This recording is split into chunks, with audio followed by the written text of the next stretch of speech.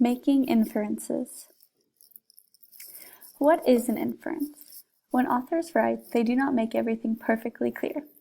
So any piece of information that is not explicitly stated in a text is what an inference is. It builds on comprehension, which is understanding what the text is saying, and schema, what an individual already knows. Why do we make inferences? We make inferences for two different kinds of reasons. Organizational, which is just identifying main ideas, summarizing, recognizing text structure, or to construct meaning, which organizational works into constructing meaning. Forward versus backwards inferencing. A forward inferencing is predicting outcomes before you read. So that's like when you pick up a book and you look at the title, maybe skim through it, see how many pages it has. Backwards inferencing is making conclusions after you read. So that would be after you read, like, oh, what did I think about the cover that made me think this was going to happen? And now that I've read, did that happen, or why did it happen? Now that you know the facts.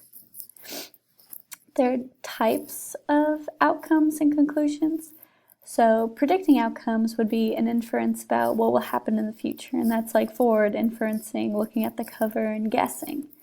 Drawing conclusions like backwards inferencing, which is, considering facts and thinking carefully to decide whether something is true.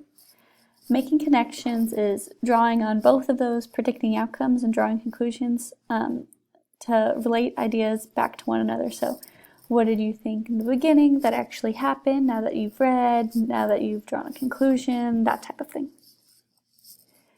Connections. There are three main types of connections. Text to text, which is relating one text to another. Text to self, which is relating the text to a personal experience. Text to world, that would be relating the text to a non-personal experience, such as historical, current event, anything that the reader themselves did not go through. And so a quote is, "One thought leads to another. As we share, dig deeper, see things through a friend's eyes, which makes us understand differently." So that's like talking about why the different connections are important and how they build meaning, and why discussing your inferences is so important. The next two slides are different anchor charts that I could display in my classroom about making inferences and encouraging inferences. So when authors of books don't tell everything about characters and events, and readers have to use story clues and background knowledge, and they even included schema to make an inference. So, and then they have that very cute little drawing. Then they have thinking stems, which are good for like when a student is thinking about making an inference, and then going and writing those inferences. Like perhaps this character is mean because in the text it said it's mean, and then it talked about how he pushed someone down, those types of things. And that's using text clues, schema, and making an inference. The next anchor chart is something I can see being displayed in maybe like a 5th grade class, or even like middle school. So it's making inferences are as cool as ice, and it's state your inference, cite your text evidence that supports your inference, and explain your inference, and explain how the text evidence supports your inference. So that's like taking it to another level of using your text clues and your schema to make an inference, and the more of explaining why, which really encourages writing.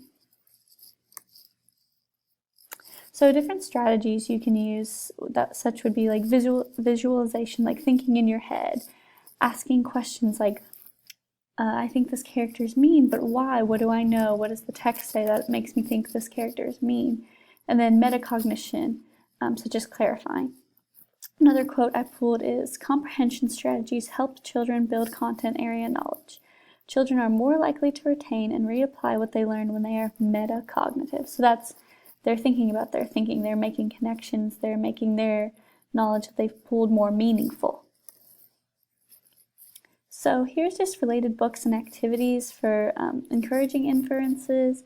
These are different books, a poem on different levels. Some are very young, like The Spider and the Fly. That's a very classic poem that younger kids could read. And then Gollum by David Wineskis. it's an older picture book for students, so you have different things that you can use in your classrooms to encourage inferences and different activities you can use. That's it for my presentation on making inferences. I hope that you found it helpful.